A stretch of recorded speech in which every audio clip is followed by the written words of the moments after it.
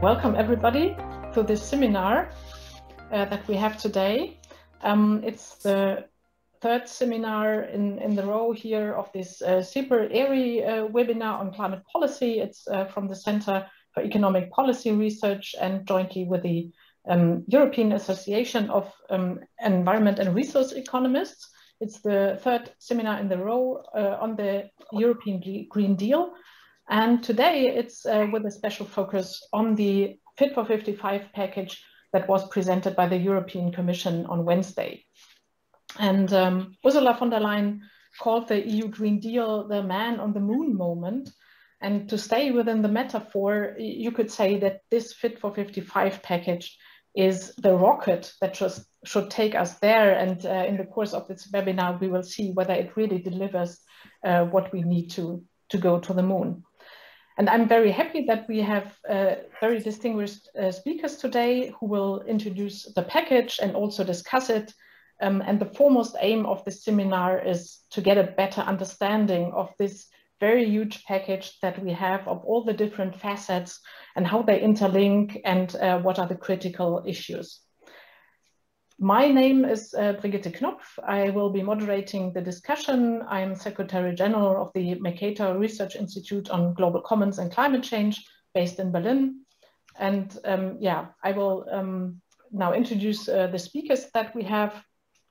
First of all, we will have Stefanie Hiesinger. We are very happy to have her from the European Commission.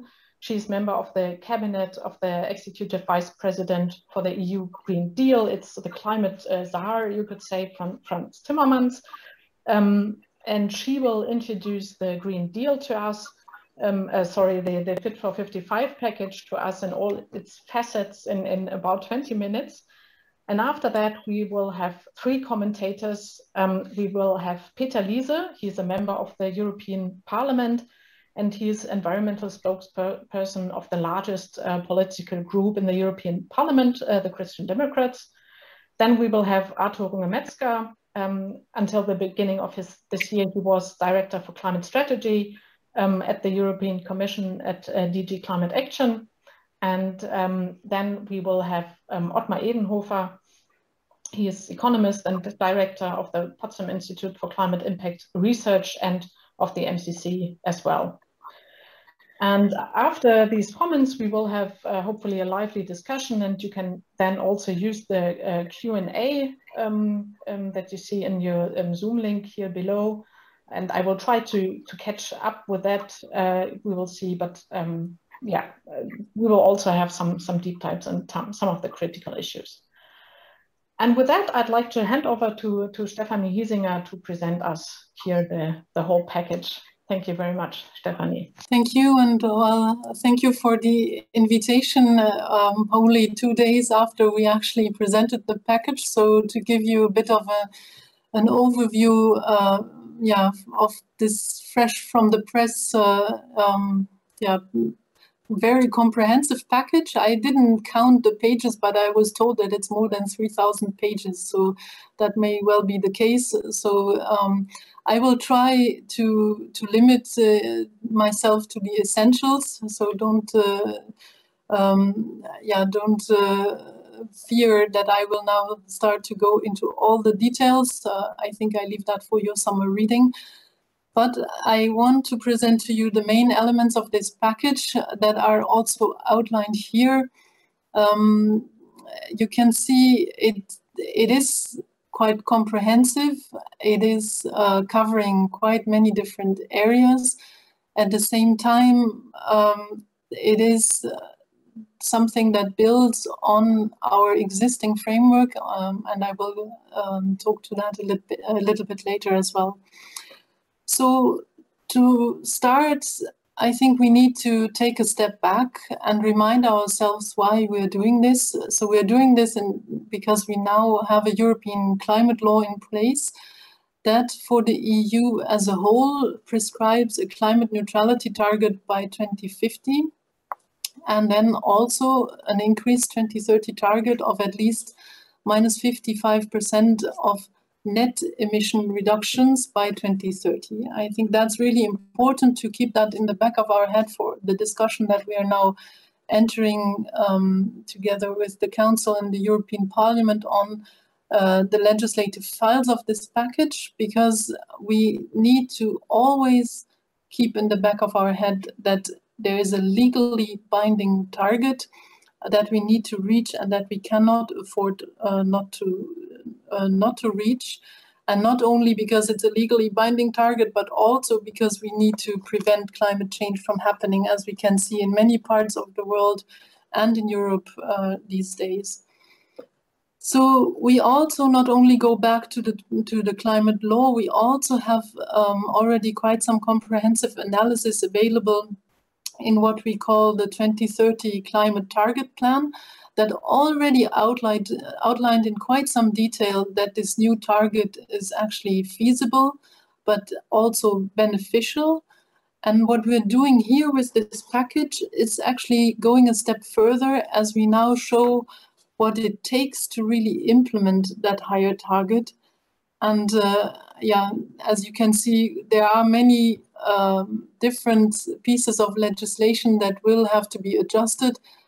But again, we are not starting from scratch. We start from our current framework. We never called it a Fit for 40 package, but it was actually a Fit for 40 package, because it would have delivered the minus 40% reduction by 2030 that we had agreed upon in 2014 already, or leaders had agreed upon in 2014. So these are the tools that make us reach minus 40 already. And what we now do, basically, and you will tell me, but this is much shorter or smaller than what you showed us before, but in principle, we press fast forward on the targets and actions that are enshrined in that legislation, and we add a few other instruments to it.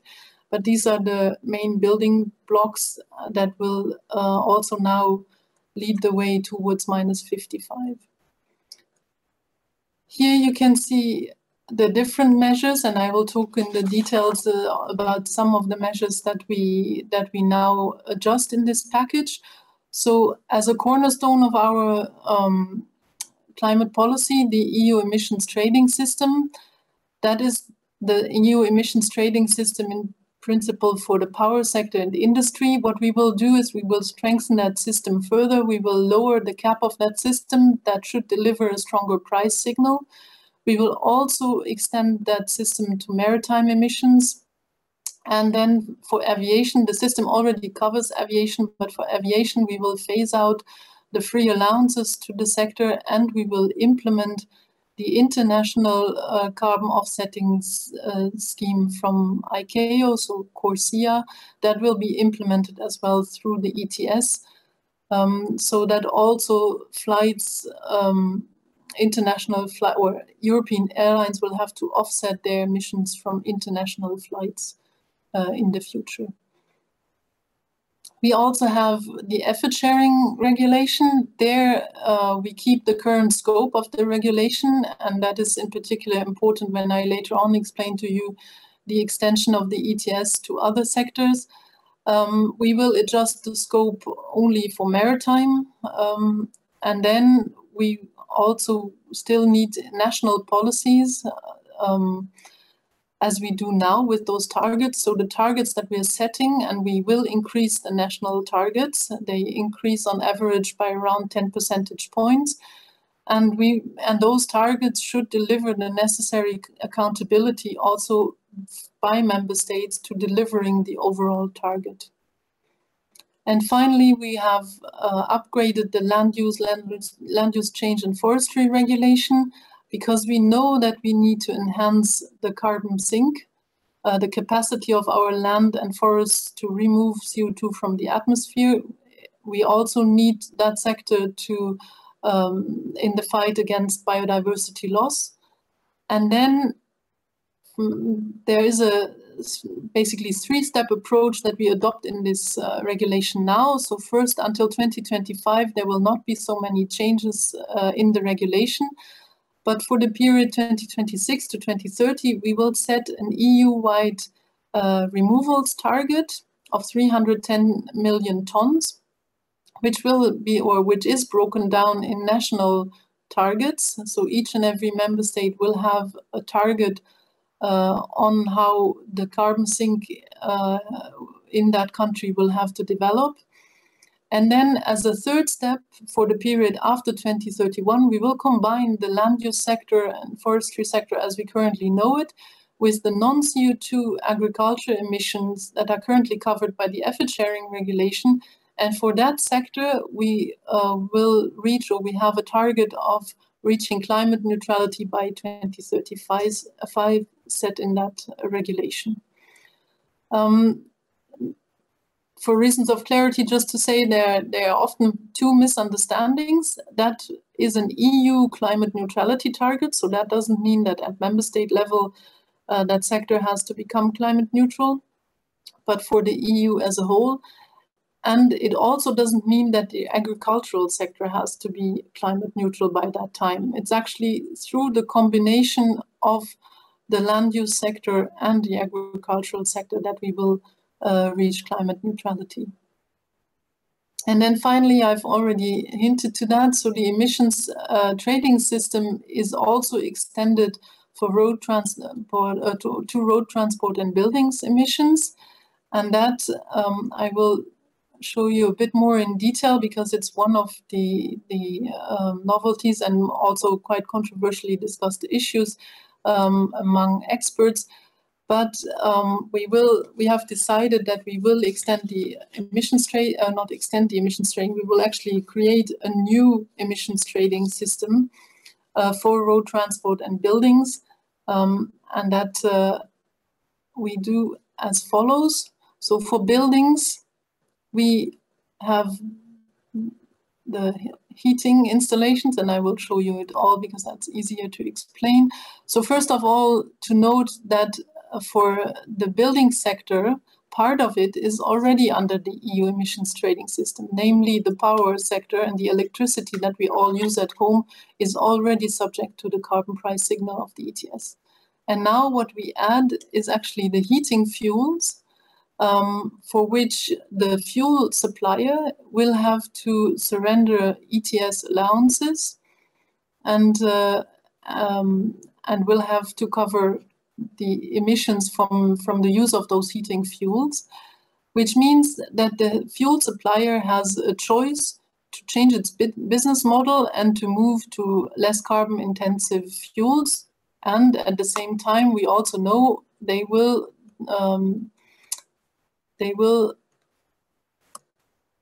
sorry, there's something wrong. They will also pass on the cost to the consumers. And that's why for that cost pass-through, we will also, or we create what we call the social climate fund to help those who are most vulnerable to cover the increased costs that the fuel supplier will impose on them. The same actually goes for the road transport, where there is the transport user, so the car owner and the refinery. The refinery will have an incentive or will have to surrender the allowances for the emissions from the use of the road transport fuels. They are likely to pass on those costs to the consumer. And again, the social climate fund will be there to help the most vulnerable transport users, and that is also co-financed by the EU budget. So we will have what we will have what we call an upstream system. It's not the household or the car owner that will be subject to the system, but it is going to be the fuel supplier. For those living in Germany, that is already a well-known system where it's also the fuel supplier who is subject to the national emissions trading system. The main question that is always asked is why we are doing it. Well, we do it because on the one hand, the ETS is delivering. The ETS has really delivered in the power sector and in industry tangible emission reductions. And we see that the current policies in road transport and buildings is actually not delivering, because we see that the emissions increase. And here we have a cost-effective instrument that guarantees us the emission reductions. And that's why we feel we should use that instrument as a tool and as a tool in particular for member states, because I said the scope of the effort sharing regulation will remain the same. So the emissions will still be covered by the national targets of the member states, but they will get an additional tool to meet those targets. Well, we also know, of course, that the carbon price as such is not sufficient, and that we also need regulations. The CO2 standards for cars is an example of that. And we will also strengthen those standards as part of this package. But at the same time, we also know that those standards are not sufficient because they fulfill a completely different purpose. Those standards are delivering tangible results in emission reductions right now, but they do this for the new car fleet. While we know that it's all nice and fine to decarbonize that fleet, but at the same time, we will still see cars with internal combustion engines drive around our streets for the next 10 years or even longer. And that's why we still need to also decarbonize the fuels and have the ETS for those sectors in parallel. And finally, I think there's also this issue that we want this transition to be fair. We want it to be just transition. Mr. Timmermans also always says, well, this transition will be just or it will just not be. And that's a strong conviction he has, because we need to take along everybody. But this carbon pricing tool for those sectors allows us actually to make it fair, because an ETS creates revenue, and it creates revenue that can either be distributed between member states, but it can also lead to redistribution within member states. That's why we have created in those proposals a social climate fund that will use 25% of the revenues from this new ETS. It will be co-financed, or the support from that fund will be co-financed by the member states, and it will be used to mitigate the cost for those who are most exposed to the price increases that I described. There will be around 7.2 billion euros available for the 7-year period from 2025 to 2032. 2025 is an important date in that respect, because the new ETS will only start in 2026. But here the fund will start operating before. It will already have money available, so that there can already be support in investments that then mitigate also the cost increase. Well, as I said, the income will allow to help those who are more vulnerable, and that overall creates a fairer society. Maybe just to complement then on the rest of the measures of the package, and I come back also to the social fairness point later on in one more time. So on the other measures that we take, we also revamped the Renewable Energy Directive. We increased the target to 40% for renewables from the current 32%. That will be a binding target on EU level. And we strengthen in that directive the safeguards for sustainable bioenergy from forest biomass, and remove other barriers to the deployment of renewable energy. Then on the Energy Efficiency Directive, we also increased the target to 36, respectively 39%, depending on whether you look at the primary energy consumption or the final energy consumption, from the current 32.5%. And that is also binding at the EU level. And then there are further measures in that directive for key sectors, such as, for example, a 3% renovation obligation for public buildings. Then I already mentioned the CO2 emission standards for cars and vans. So there as well, and that has, I think, been discussed most in at least the German press, as far as I have seen. So there we will also tighten the standards and arrive at zero emissions by 2035. And then further parts of the package are related to alternative fuels. So there is, for the aviation sector, the Refuel Aviation Initiative that obliges to blend the fuel mix for aviation with alternative fuels and in increasing percentages.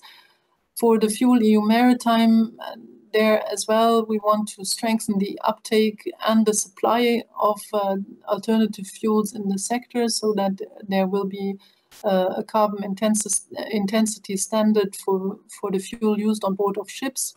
And then the Alternative Fuel Infrastructure Directive, which is actually, that's a mistake because it won't be a directive any longer. It will now be a regulation, so it's the Alternative Fuels Infrastructure Regulation that will then ensure that there is the corresponding deployment of infrastructure for charging of electric vehicles and others.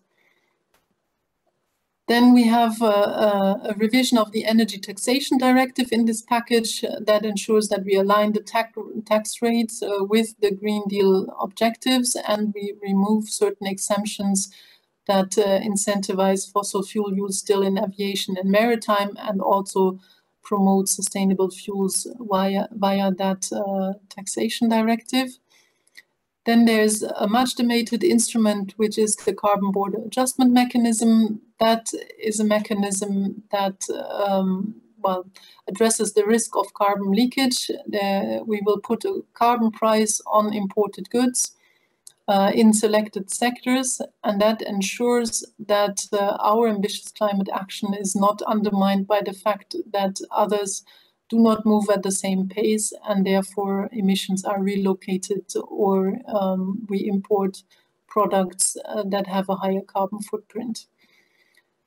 So this is again the overall picture, and I wanted to just to come, before I come to the end, point out one more point. I said several times this is one comprehensive package, and what we find important to stress is that all of these building blocks lead us to the binding target of minus 55% emission reductions by 2030. If you take out one piece of that puzzle because you don't like it, you cannot not replace it. You need to replace it by something else. So you either have to find that alternative, or we just won't reach the target. But when you look for alternatives, and in particular, an example is the emissions trading for road transport and buildings, where many people or many stakeholders tell us that they are critical towards it. But when you take that out of this equation, you have to give us an alternative. And the alternative can, in principle, only be more regulation and more taxation. And that's where I would like to stress that also has a cost, because it's often argued that emissions trading has a cost. That's true, it has a cost. The cost will be passed on to the consumer, but regulation also has a cost. And our impact assessment even shows that overall for society, the cost of that regulation is higher, and that we would actually need to, have higher costs, but no means to redistribute the effort amongst society, which the emissions trading, as I explained, allows. To give you an example as well, is so if we don't do this emissions trading for buildings, for example, and a possible alternative is then that we strengthen either the Energy Efficiency Directive or a piece of legislation that will only be presented a bit later, which is the Energy Performance in Buildings Directive, and then you can obviously ban gas boilers, but that also has a cost, in particular for the most vulnerable, but you wouldn't have any funds to support such a measure. So that's why, again, you need to see this as a comprehensive package. We are open to discuss all the different issues, but when you don't like one piece, you need to present an alternative. And that is, I think, what we will strongly defend in the future when we then discuss with Council and Parliament. So thanks again for the opportunity to present that package to you. I will leave it at this now, and then I'm looking forward to the discussion. Thank you. Thank you very much to Stefanie Hiesinger for this great presentation to summarize the 3,000 pages in just 15 to 20 minutes. I think it was a very comprehensive summary, and we already have a lot of questions in the chat, mainly about the ETS and the new ETS.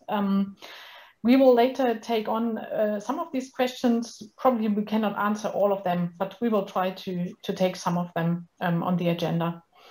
Now we want to continue with 3 comments that we have, and the first one is Peter Liese, Member of Parliament, to comment on this package. Welcome, Mr. Liese. Yes, good afternoon, everybody. Thank you very much for the invitation. And before I react on the concrete proposals of the Commission, I cannot but tell you what's just happening in Germany. And as you know, also in parts of the Benelux, east of Belgium, parts of the Netherlands, including the town where Franz Timmermans lives, we see a dramatic catastrophe, a flooding that have never, ever appeared in this part of Europe.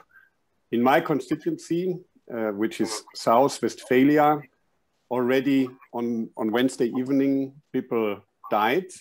But now I got more and more information, really shocking information. My future wife is working in Cologne, and the area close to Cologne is now dramatically affected. She told me that there are dead people in the trees, because the flood was so strong that there was an enormous river which destroyed everything. And when the water is going down now, you see dozens of people died, and some of them even in the trees. So we will expect several hundreds of people dying in the east of Belgium, in parts of the Netherlands, and the western part of Germany. And when we listen to the scientists, the meteorologists, you know, most of them say this would not happen 50 years ago. This is already a clear indication of climate change. And at least there is a consensus that these kind of events will be much more frequently when we don't address the climate change. So really, this is changing the debate. I'm sure it will dramatically change the debate. But of course, before we come to the future mitigation, we need to act now, we need to help. And also the European Union must help. I already addressed Ursula von der Leyen that the European Solidarity Fund must be activated for the affected regions. That's very clear. That is the biggest catastrophe that this part of Europe ever suffered since the Second World War. And I'm sure that in the parts of Europe where this happens, it will also directly influence the discussion on the Fit for 55 package, because nobody can afford to be unambitious when it comes to climate change. And that's why we need to be ambitious. At the same time, we need to be efficient. So everything what we do needs to reduce as much CO2 as possible. And personally, I think the Commission has made quite a good proposal. So we need to look at it, we need to discuss it. So I'm sure we will also make amendments in different ways.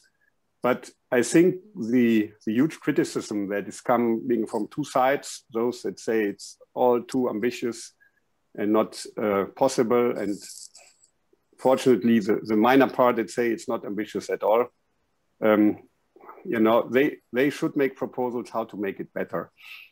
I think it's really good that finally the Commission addresses the maritime sector.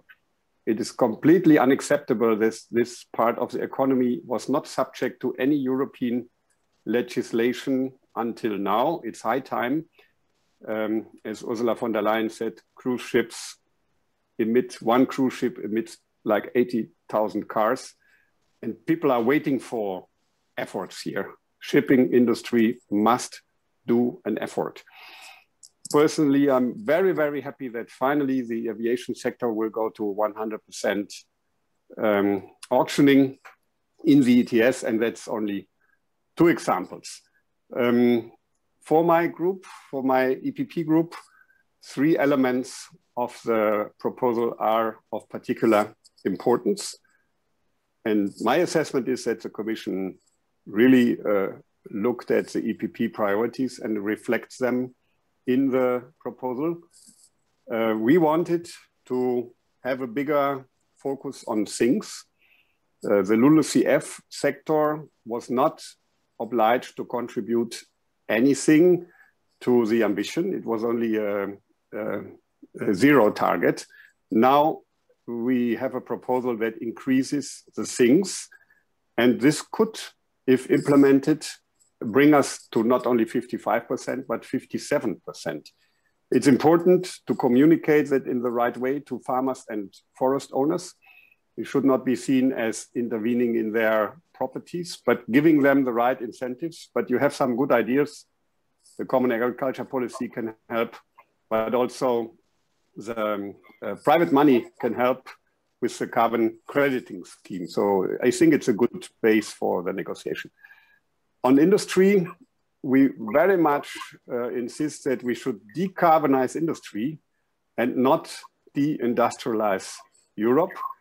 The proposal is very challenging for the industry, but it also takes into account that there's international competition. What I like very much, and my colleagues, as far as I could talk to them, also support this very much, that the Commission would also give free allowances for carbon-free industry.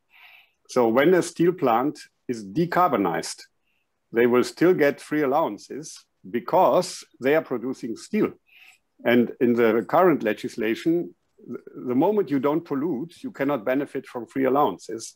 And that will not trigger innovation. If you change it like the Commission has proposed, so you can continue to get 5 years free allowances when you decarbonize your whole production. This is a trigger for innovation that will create a lot of cash flow for those companies that are the front runners, and that's what we should do. My main message today is everybody speaks about regulation, everybody speaks about the burden, and it's clear that without regulation and without cost, we will not make it, but we have to make it. I fully agree with Ursula von der Leyen and Franz Timmermans, but you know, the money doesn't disappear.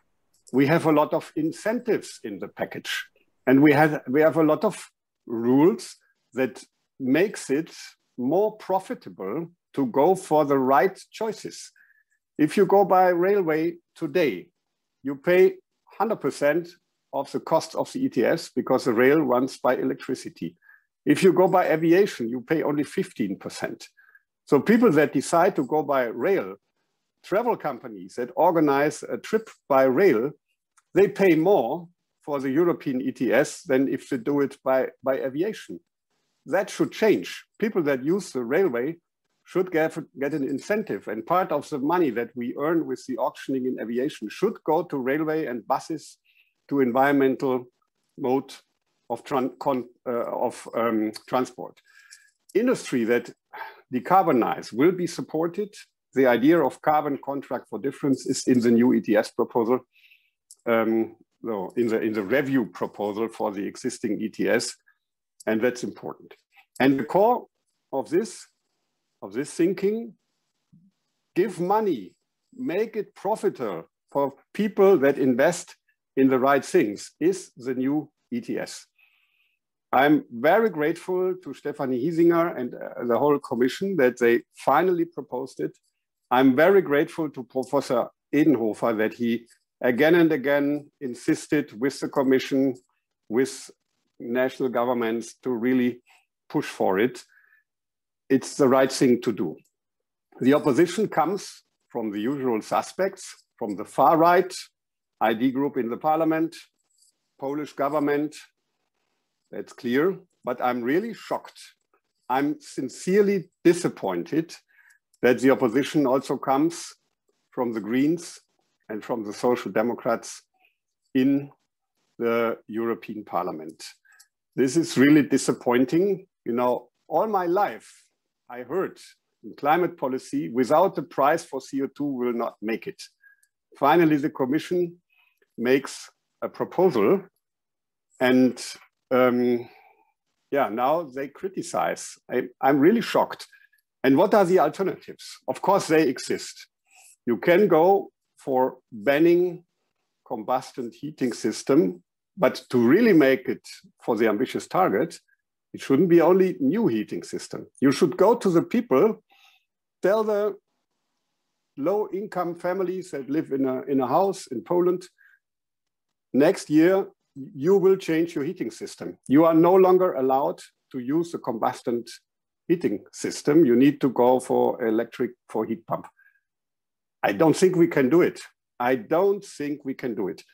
And we also cannot regulate when people have a private car and tell them next year, or at least in 35, you please sell your combustion engine and go for electrical, even though you may not have the money. There is a cost. Stephanie Hiesinger is completely right. There's of course another alternative that is promoted somehow by the Greens. They are sometimes not sure what they really want, but some of them say, let's do it by national measures.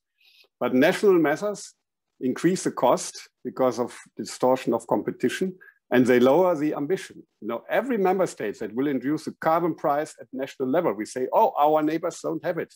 You cannot go so high. It lowers the ambition to be not European. And of course, the problems exist.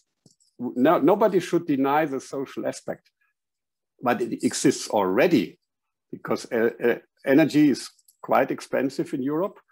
And the power sector is included in the ETS for years. And the price of electricity has increased over the last 3 years dramatically because of the ETS. I never heard a Green or a Social Democrat saying, oh, we need to stop the ETS in the carbon sector, in the power sector, because average family cannot afford. The first time we have now a tool to help this fund.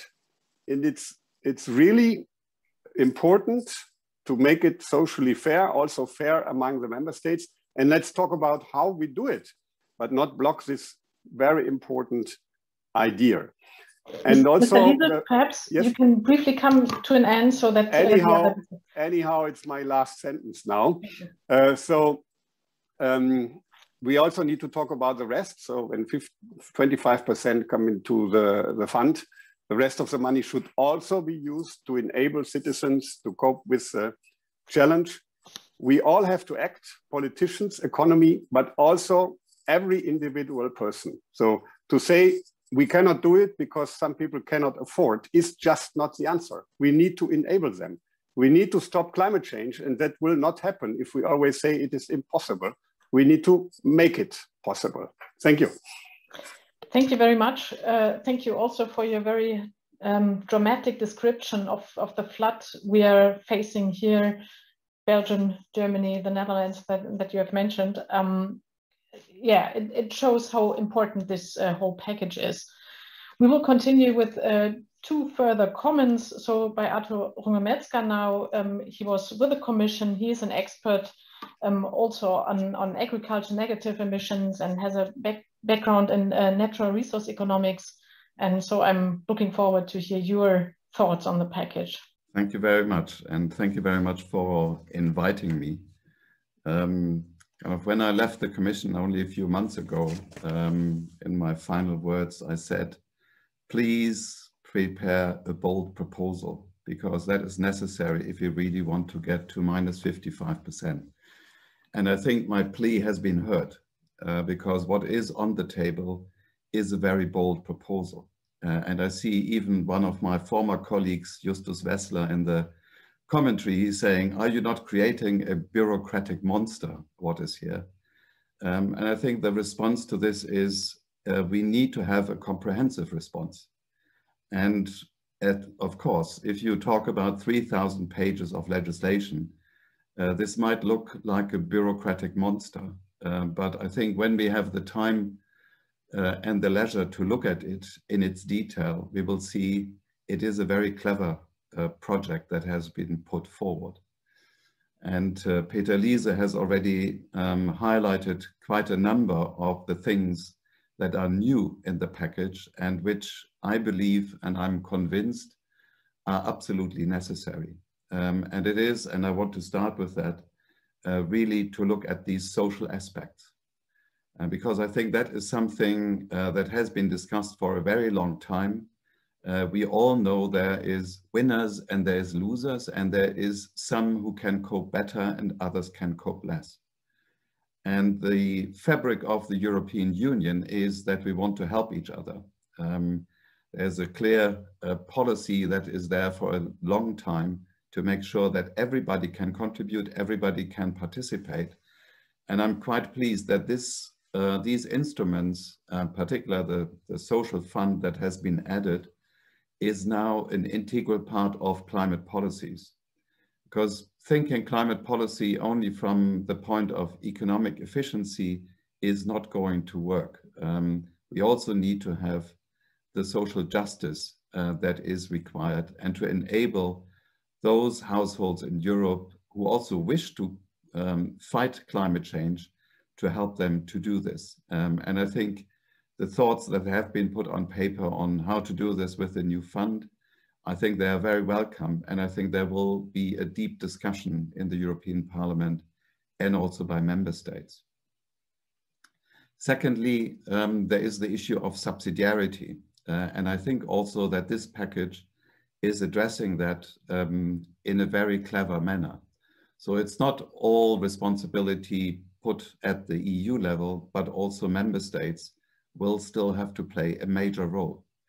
And that is also true when it comes to transport and the housing sector, because if member states don't take actions in those areas, that means supporting the renovation wave and also supporting the transformation, the buying of the new cars, the cleaner cars, then of course the emissions trading on housing and transport will become extremely expensive. So I think there's also a responsibility here for member states to come in with complementing policies. The final point I want to make is the one which Peter Liese was mentioning at the first, and Brigitte, you were referring that I'm an agriculture economist. I think to integrate agriculture and land use in the way it has been done is going to be very important. And of those people who know the technicalities of the land use sector and the agriculture sector for a long time, we all know that it has been an afterthought in the Kyoto Protocol and the international negotiations. So it has always been an afterthought also in European policymaking. And to make sure that the agriculture ministers and the ministers responsible for forestry will take a more active role in this and see the opportunities as well, because it's not only about the emissions in agriculture and reducing them and trying to get them as low as possible in the coming decades, but the sector can also contribute to the solutions. And one of those is the removals of carbon from the atmosphere, carbon dioxide, which agriculture can do and which can be strengthened. And I see here many complementarities also to the recently decided common agriculture policy. The eco schemes that have been adopted now as a new feature, I think that is something that should be taken up in the context to really incentivize the removal of carbon dioxide from the atmosphere. There's a lot that has to be done in the coming years. And the third area definitely for agriculture and forestry is the whole issue of substitution. And the fuels was mentioned, advanced biofuels can play an important role in that area, and different pieces of legislation are going to incentivize that. And the same is true for the substitution of materials. I think today still about 10% of the oil that is used in Europe is used in the chemical industry. And that carbon that comes from that oil will have to be replaced by carbon from somewhere else. And I think agriculture can play an eminent role here. And the new package is really preparing the ground for this and telling the agriculture and the forestry sector, look, apart from the challenges that we're going to see, there's also new business opportunities. So please take it forward in a positive manner. Final point is, of course, the actors in the economy, whether it is individual households, whether it is companies, they all want to have predictability. And 3,000 pages is not something that is being negotiated easily. And then there is a need to hurry up.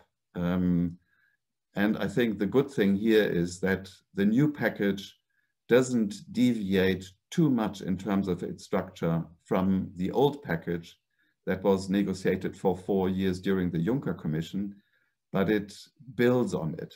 And I know that there's many in the Parliament who have been working very hard on the previous package. I think you're all prepared, and that's also true for member states, to make progress swiftly over the coming months. The earlier the package is decided, the more certainty, the more predictability there will be for economic decision makers in the coming years. So don't kind of go on holidays and think there's a long time until the end of this period of the European Parliament. Please kind of be fast in the coming years. Fast forward, I think this is what Stephanie said. And I think that also is true for Parliament and Council. Thank you. Yeah, thank you very much. Also for pointing out the urgency again in terms of policy processes that lie ahead of us. The last comment will come from Professor Ottmar Edenhofer, Director of PIC and MCC, and also a long-standing proponent of carbon pricing, and especially the ETS. So Ottmar, the floor is yours. Yeah, Brigitte, thanks a lot. And thank you very much to Stefanie Hiesinger for this comprehensive presentation. Now, let me start to remind us what's happening in Germany, in the Netherlands, in Belgium. It's I couldn't agree more with Peter Liese. It's really a catastrophe, and people are dying there. And let me express my solidarity with all the families and the people who are suffering. So, to a certain extent, it is quite clear that increasing global mean temperature increases the risk of extreme weather events. There is no doubt about this. You cannot assign a single event to climate change, but with increasing global mean temperature, we're increasing the risk of floods and droughts. Over the last 10 years, we have been trained to think that the impacts of climate change will happen in the distant future and in the southern part of our globe. Now, we realize now that a catastrophe is happening now in the heartland of Europe, in Germany, Netherlands, and Belgium. And I think it's not true that fighting against climate change is just to take the responsibility for the future generations, just to take the responsibility for people in the Southern Hemisphere. It's also taking seriously the responsibility for the current generation. I think I would like to remind us, and climate change and the damages of climate change is not just a nitty-gritty part. It's on the one hand, people are suffering and dying because of that. And in the future, it's also a huge risk of our security, and it's a huge risk of our economic development. So in that sense, I think this reminds us on the enormous responsibility we have. Now, let me highlight the importance of the package of the European Green Deal. Minus 55% carbon neutrality by the mid of the century is a very ambitious goal, and I would like to congratulate the Commission that they have highlighted this. But even if this would just be an ambitious target, I would not congratulate you, because we have heard over the last decade many politicians announcing targets, missing the targets, formulating new targets. The real interesting thing of this Green Deal is now it's about targets, but it is at the same time about an architecture which allows us to achieve this target. Of course, there will be trial and error, there will be mistakes, but by and large, it is a comprehensive and a convincing package. Now, I think it is convincing because it puts carbon pricing at the core. And then you might think, okay, this is what economists told us all the time. Economists like carbon pricing, and therefore, again and again, they repeat the same thing. Carbon pricing is a nice thing. But here I would like to argue carbon pricing is not a nice thing. It is effective, it is efficient, and it allows a just and a fair transition. And let me highlight this. Stefana Hiesinger has convincingly argued that performance standards and bans did not allow us to reduce the emissions. It was not effective enough. And therefore, we need an effective tool. And we know that carbon pricing can be effective in the sense that it enables us to reduce emissions. The second thing is carbon pricing generates the revenues which allows us to compensate the potential losers. This is important. We should not underestimate the enormous importance of distributional justice and fairness, but carbon pricing generates the revenues which allows us to do this. The last thing is about efficiency. Many people think efficiency is an issue of second order. However, in contrast to this position, I would like to argue efficiency becomes even more important when the targets are ambitious, because we can only convince people to join this transformation process when they see that really we do not waste resources. So carbon pricing is effective, it is just and fair, and it can be designed in an efficient way. Now, what happened is that we have now two emission trading schemes. As an economist, you might say, why two emission trading schemes? Why not one? And the reason is a very simple one. We have two because the abatement costs in the emissions trading for the power sector and industry are much lower than for road transport and building. If we put this in one system together, this would lead to emission reduction in the current ETS around 80%, and in the other system around 20%. This is something which wouldn't be acceptable for the industry, which wouldn't be acceptable for politicians. The reason why we have basically two ETS systems for a while with two different price trajectories is simply due to the fact to make the whole thing acceptable and to launch a relatively smooth transition. Therefore, it is important that we, from the very beginning on, we think convincingly in a way how to integrate both systems over time. This should not happen immediately, but it should happen over time. Another and an additional aspect which I find in the package quite convincing is the nice relationship between the second ETS and the effort sharing regulation.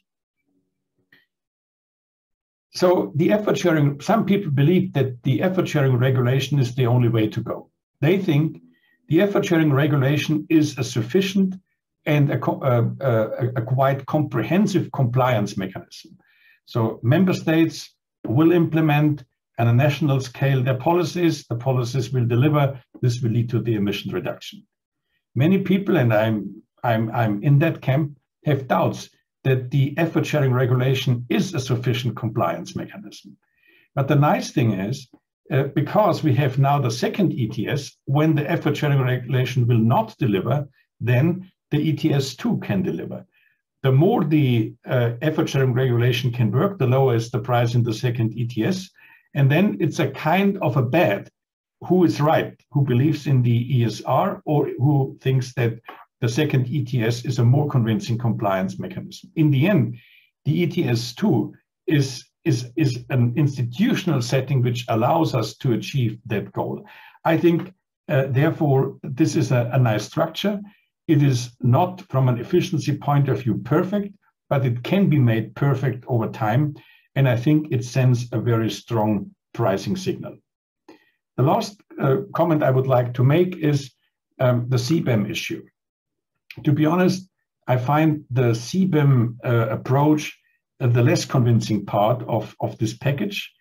I believe that the CBAM might be necessary, but I think, and I would propose, the Commission is very well advised to enhance and to invest its political capital to bring China and to bring US on board, and probably a climate club would then implement such a CBAM mechanism.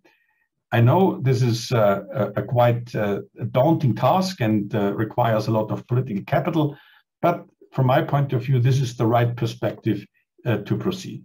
There are many other things like the energy taxes and so on, but for the time being, I would like to conclude. And I conclude that this package, if it in the end it will be decided, it will be a historic breakthrough. Thank you very much. Thank you very much, Ottmar. So now we have the chance to discuss everything we have heard, and we have already got nearly 40 questions in the Q&A chat question. I hope that all the panelists already had a chance to briefly look at that. First, the abbreviation CBAM is Carbon Border Adjustment Mechanism. So for our viewers, I don't know if everybody is an expert in all these acronyms that have been created. Perhaps I would like to start. There are many questions around the second ETS and why has this been set up in the way it is now proposed, and which are the exemptions and so on. To Stefanie Hiesinger, I don't know whether you can answer all these questions, but I would like to ask two questions here, so that have been already mentioned by Ottmar. So the first one is, what is the long-term perspective of the second ETS? Do you think this will be merged? What does the Commission propose? Then there were several questions in the chat. Which kind of carbon price do you expect? Where do you think will the carbon price in the second ETS be in 2026 or also in 2030? Are there any assessments being made? And then we have a whole bunch of questions around the revenues, how the revenues are being used and distributed, what is going to the social fund, what is going to the member states, and so on. And perhaps you can briefly comment on this. Thank you. Yeah, I also saw that there are quite many questions on the new ETS, and I think we could do a webinar only on that part of the package, actually, because it's quite comprehensive. I also realized that there are some features that I didn't mention at all, but that would be relevant in relation to what Peter Liese said, or also Ottmar Edenhofer there.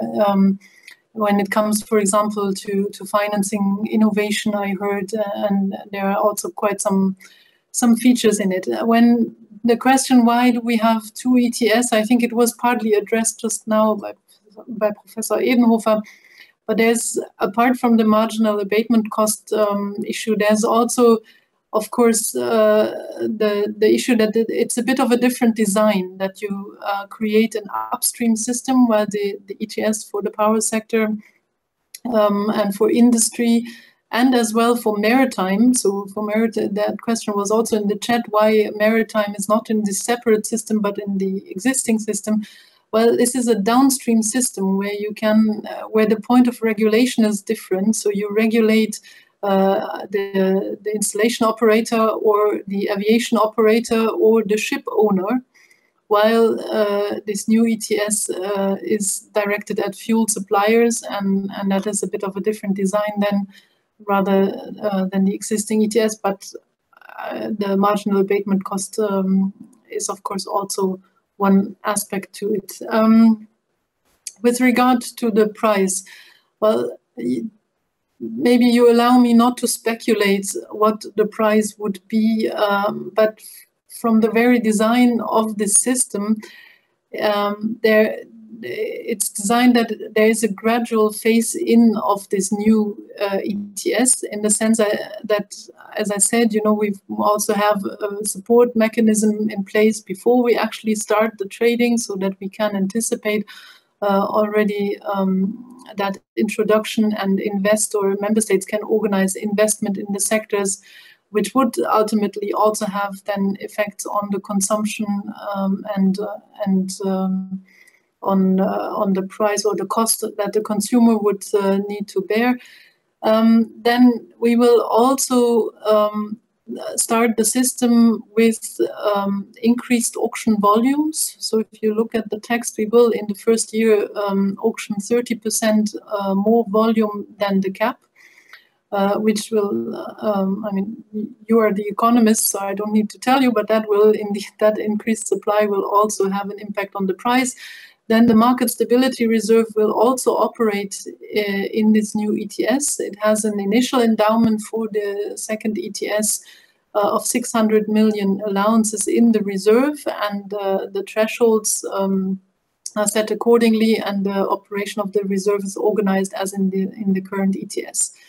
And then as a third issue in the context of, well, not issue, a third feature in the context of prices, we do have some kind of emergency brake, something that we also already know from the existing ETS, the famous or infamous Article 29A, where in the case of excessive price increases or price spikes, we can, or the Commission can inject then allowances into that system. There are two stages to that. So depending on the order of magnitude of the price increase, either when it doubles, there's a reaction plan to it, and if it triples as well. So, and these features will all lead to, as we think, to a smooth start of the second ETS in terms of prices and market build-up. Yeah, thank you very much. If the other panelists want to add something, you can simply raise your hand either physically or virtually.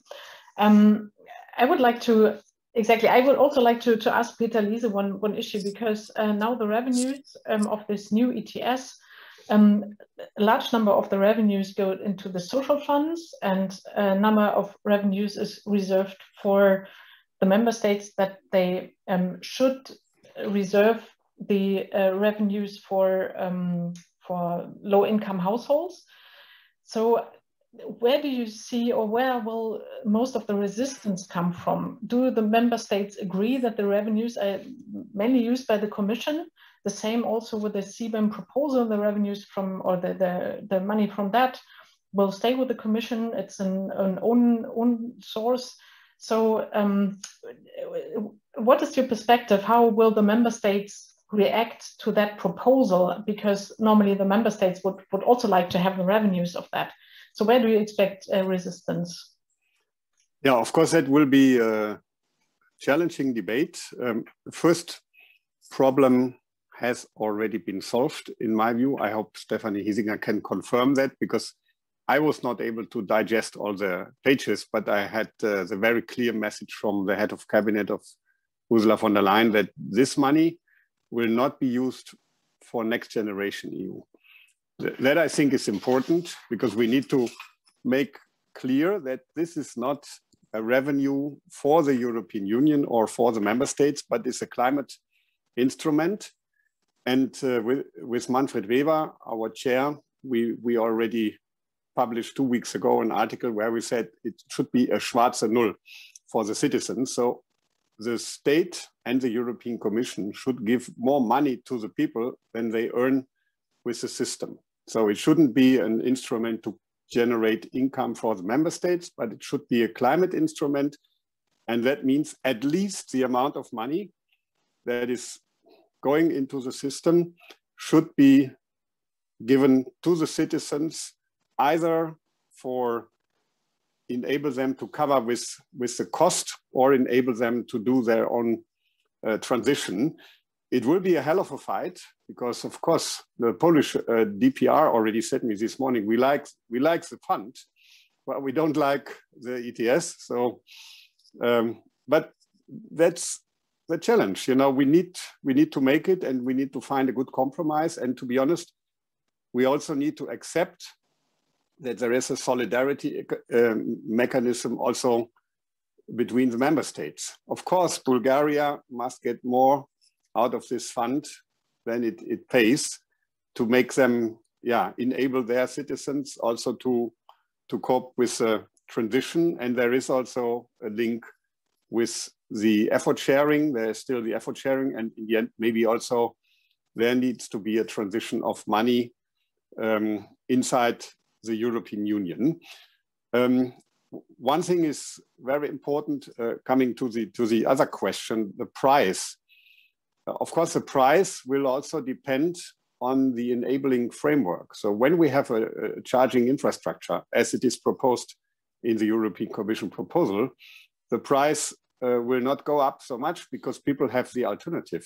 That's why I believe in the policy mix. So to enable people also with the legislative framework to change their behavior and to buy an electric car and also have the possibility to charge it. So that's why a prediction of 300 euro, maybe Professor Edenhofer can comment on it. They are just science fiction. So when we do it right, the price will be much, much lower. And last point, why I support this idea so much. You know, I have plenty of ideas, and I know many colleagues that have super ideas how Europe can save CO2. But I don't think that we politicians or people like Stefanie Hiesinger have better ideas than the whole citizens. Every company, every citizen should make its individual choices how to save CO2. And when we have an ETS, that will always pay off, even if it doesn't fit in the framework that we discuss. So when the technology is different, when the individual choice is different, as we may think, but they still save CO2, they will save money. And that's the most important thing, that everybody who saves CO2 must save money. Thank you. Ottmar, do you want to comment on the level of the price that is to expect? I think it is a little bit, predicting prices is always a tough thing. You can either predict the price or the point in time when it happened, but you should not do both because you will fail. The most important thing seems to me is the following. We want to implement an emissions trading scheme because we don't know exactly what are the marginal abatement cost curves. We do not know exactly the technologies. And we want to have a process, a search process of all the people, the citizens, the consumers, the investors to do this. I expect a higher price in the second ETS because indeed what we know so far is that the marginal abatement cost curves are higher than in the other sector, but also in the ETS1 we will see an increasing price. I believe I could imagine by 2030 even 100 euros per ton CO2. This will facilitate and enable and kick off and accelerate the phase out of coal and such things. So, but I think this is a little bit speculation. The most important thing is that we have now the right targets, and when there are price spikes, the Commission can respond to that. To be honest, I'm not a big fan of the market stability reserve. I would like to see much more price corridors, but price corridors are not on the table now. It's politically not realistic, but it is important that and it is not a trivial task in the future to keep the both instruments separate, because when people expect that at some stage the both systems will converge, so then people can bank, and then this would lead to increasing prices. So in that sense, if we want to keep both systems and the price development separate for good reasons, so then we have to analyze very, very carefully how the market stability reserve in the second ETS will work. And I think in the long run, we need an institution which is able to manage this transition quite smoothly. So this is, but this is a little bit more for the long-term future. Thank you. Some people in the chat are a bit more critical about the effect of the carbon price in the building sector and address the landlord-tenant problem. And also, I mean, at the EU level, it's in the building sector, it's different from the transport sector, where you have additional measures like standards for cars and so on.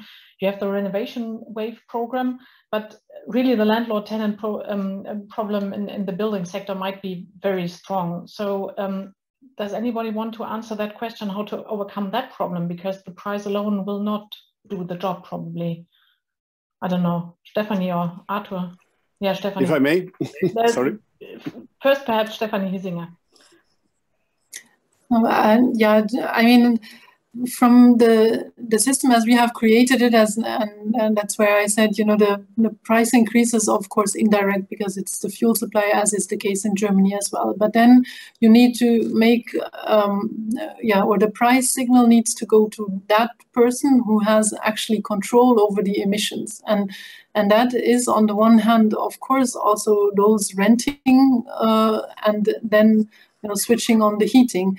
But that is what it's an aspect that I actually very much like about the Climate Social Fund, because combining direct income support on the one hand, and that goes then to the renter who can, you know, use it to pay the bills, and provide money for investments, which then go to the landlord because he's the only one who can actually renovate the building. And to have those two options will actually help address that issue of, you know, the price being passed on for both of them. So and that's where I think it's it's a nice feature of this fund. Thank you. Mr. Liese, you also want to comment? Yeah, I think we need to be more creative. I'm not a lawyer, that's why I'm not sure if it is something that we can regulate at European level or if it needs to be done at national level. You know, in Germany, we have this debate who will cover the costs, and there's quite some different opinion in the national parliament. But the question is, when we want to enable people to change, the question is not who covers the cost alone, but what are the rights of the tenant? No, first of all, we have already labeling of buildings. So when you go for a new flat, you already know, and you should calculate with an increased price of gas and oil and hopefully decreasing price of electricity, what will be the future cost I have when I rent this flat. But when you still already live in a flat, I think we need to have a framework where tenants can also have some kind of right of renovation. So when we really want to make this transition, it cannot be that there are 10 people living in different flats in this house, and because they cannot agree, there is no renovation. It should be a right to force for renovation, of course, covering the costs, but we should, this problem is so important, and our children and grandchildren, they will not understand if we say, okay, there was a legal problem with the tenant and the landlord, and that's why we just didn't do it. We need to solve it. And the right to have a low emitting heating system should be implemented. And then, of course, the one that claims it also must contribute to the cost of the heating system. And he will also have a reduced bill. So we need to change our thinking. We cannot say, oh, the tender is not allowed, he cannot impose it. He should be able to impose it when the landlord is just not willing to do it. So there must be innovative instruments, and we need time to work on this. But to say the tender is not able to make this decision cannot allow us to not make the transition. Yeah, actually in Germany it was debated whether 50% should be paid by the landlord, but it didn't come through, but it will be probably on this is a stupid, simple idea, just to say 50-50 of the costs. That will not change the heating system when both don't want it. So what I mean is something different. It was a proposal. Sorry. And it had some rationale, and it will be probably on the table again. Otto, I saw that you wanted to jump in, but I also have a question for you on agriculture, but you can first go on the building sector. I think that this issue, I think we know for a long time in terms of, in economics, the principal agent problem that we have. And I think there is solutions to that. And that will have to be additional to the ETS price. And one of those is definitely the support programs that we will see. But the other might still be, as Mr. Liese said, the right of getting into a renovated building. And I think the energy performance of buildings directive is something that could address this issue in a good way. And I think this even goes further, because when we look at the buildings, it's not only about the amount of heating gas, but it's the use of energy in different ways, and also to bring together on one side the heating or the energy that we use for heating, the renewable energy that a building can produce, because you can put solar panels on top of it, and also link it up to mobility. So I think when people talk about deep renovation, that is what is in the end meant. It's a complete overhaul of our buildings. And that will require action on many fronts. Yeah, thank you. I have a follow-up question. You already mentioned the importance of agriculture and land use, and there is a good question by Linde Sudema in the chat here. I don't know whether you have seen that. I mean, Stefanie Hiesinger said that this whole package is to is for the 2030 targets for the -55%. But on the other hand, Europe has also a long-term target of greenhouse gas neutrality by 2050. And in that sense, because we need net zero, so we also need negative emissions. And this can be done in a technical way, but also more from the land use sector. And perhaps you can answer her question. I hope you have seen it. It's about the how to do it, because I think not everybody can see the question. So the question is how to achieve this negative emissions in the land use sector. What are the measures, price signals, or new targets for removals, and so on? Yeah, Otto. I think Stefanie was explaining a kind of three-step approach that is being taken in LULUCF. So that we continue with the current legislation that we have until 2025. And then we start setting more ambitious targets for the LULUCF sector. So to set the 310 million tons of removals that should be done by 2030. And that is something around 50 to 60 million tons more than what actually is being removed at the present point in time. And this is being distributed to individual member states. So it's member states who will have to deliver on these targets at the national level.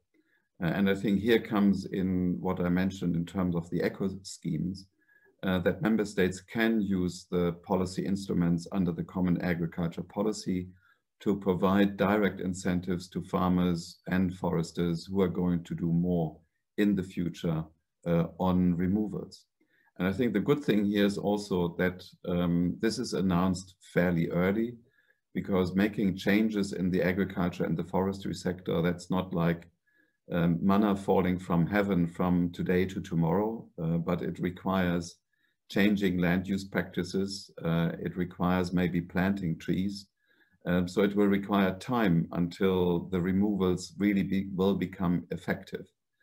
So there is a long lead time now until 2030. And when we look at the climate neutrality target for agriculture in 2035, so it's 15 years ahead where agriculture and forestry ministers can plan for that.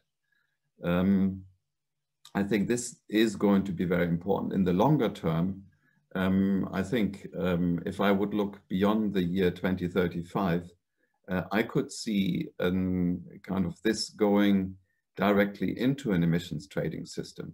Because look at the year 2050. In the year 2050, we say for Europe, all remaining or residual emissions we will have to be balanced by removals. And I think that's the idea the Commission has when coming up with certification of removals. Because when you have these certificates in the year 2050, that is the only currency that would count in an EU-wide emissions trading system, and everybody would have to feed on it, not only the agriculture sector, but also industry, the energy sector, or the transport sector, wherever there would be these residual emissions. And let's not forget to look maybe even beyond 2050, where we will have to become net negative. That is what the science is telling us. So the removal story is not going to be over in the year 2050. And that will have to be planned very well in advance because of the time lags we have in moving to the change. A final point I want to make on this one is that this will also require a lot of innovation. And that was also a point Stephanie was mentioning, that there needs to be a strong link to innovation. And it's not only through the income or the revenue from the ETS, but it's also through additional regulation. And I personally have always seen the CO2 standards for cars, for instance, but also now the standards for fuels as a tool to generate innovation and to push forward this innovation. A little bit like what was done in the past with wind energy, when kind of it was seen by many as a silly idea. So that had to be pushed as an innovation.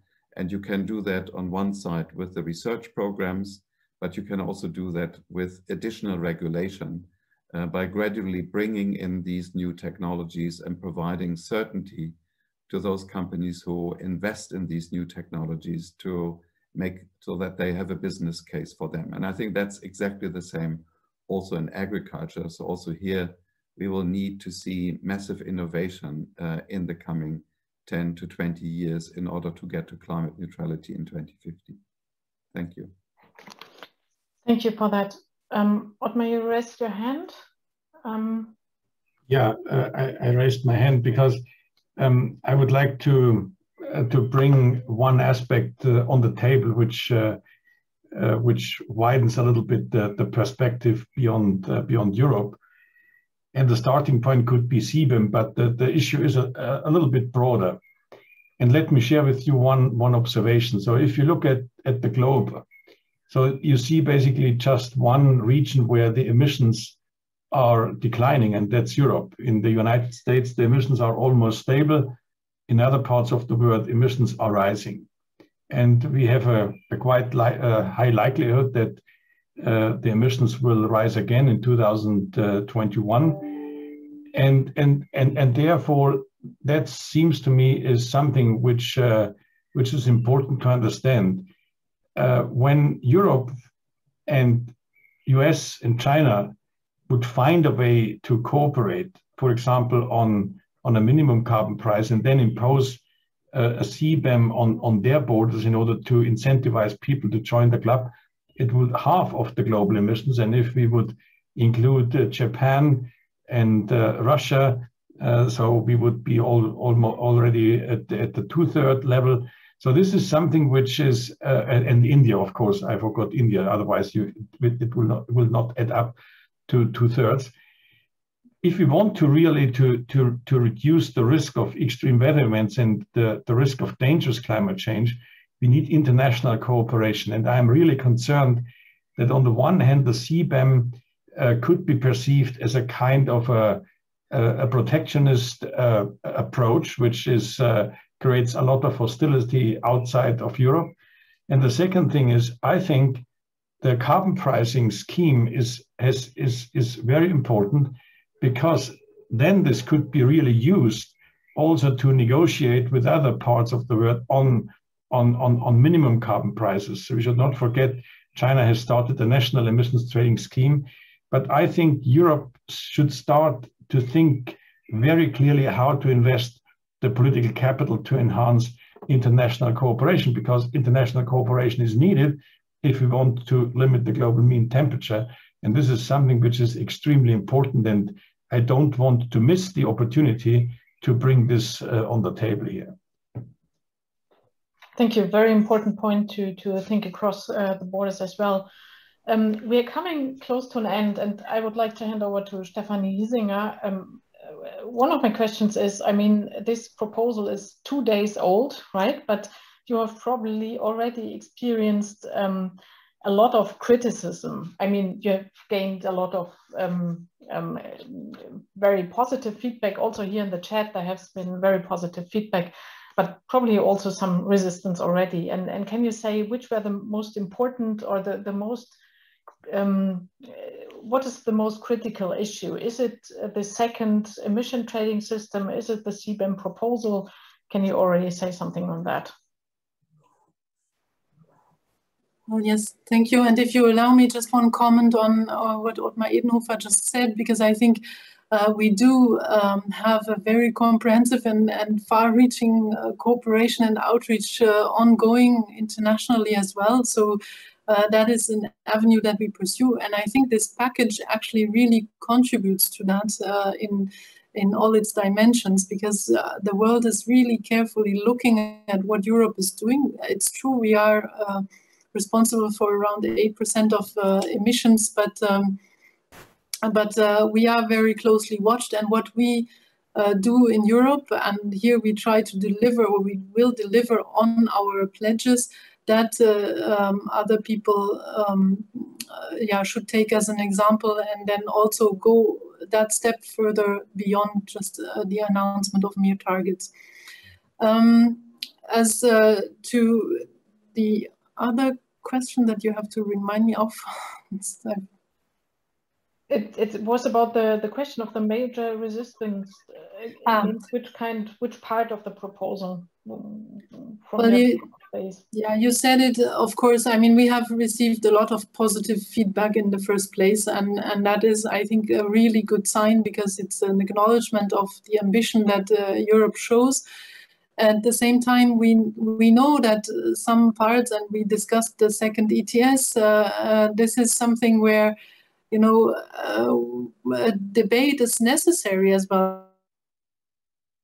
What we want to achieve, why we want to achieve it. I think it's very important to explain that it's not about merely increasing prices for the sake of having a high carbon price in a sector. No, it's, as I said, it's about making this a fair Green Deal, a fair climate package, and to make sure that we leave no one behind. And that is the very gist of why we think this policy tool is actually needed. We need a tool that delivers on the climate target and that delivers on the fairness. But it is one of the issues that needs explanation. I mean, almost all people in the call, I would say, are climate or experts on emissions trading, at least have a good understanding of it. But that is not the case of the wider public. So that needs explanation, and that is what we will do in the coming months. I heard somebody saying, don't go on holidays and think you can take your time. I will reveal that I will now go on holidays. I will leave you with reading all the pages that we have produced. But I think nevertheless, when we are back, we will do this explaining. That's our job. And then we are happy to also discuss, you know, the issues from different angles, as I said. But the premise is that if you cannot just simply take out one of the instruments of that equation, you need to replace it by something else. And that is the debate that we are willing to have. Thank you very much. So already very important final words from your side, and communication was also mentioned in one of the questions, and I think it's very important to communicate this also with the social fund. Peter Liese has also a final word, very briefly, please, because we are already over time. Yeah, first of all, thank you for the opportunity. It was a very important debate, and more debate is needed, very clear. I just wanted to comment on the point of Professor Edenhofer on the international dimension.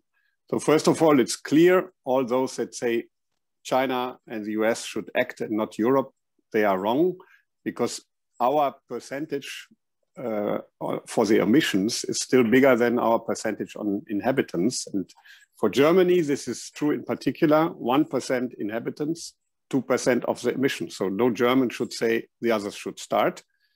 But Professor Edenhofer is also right. We are the one region that declined emissions.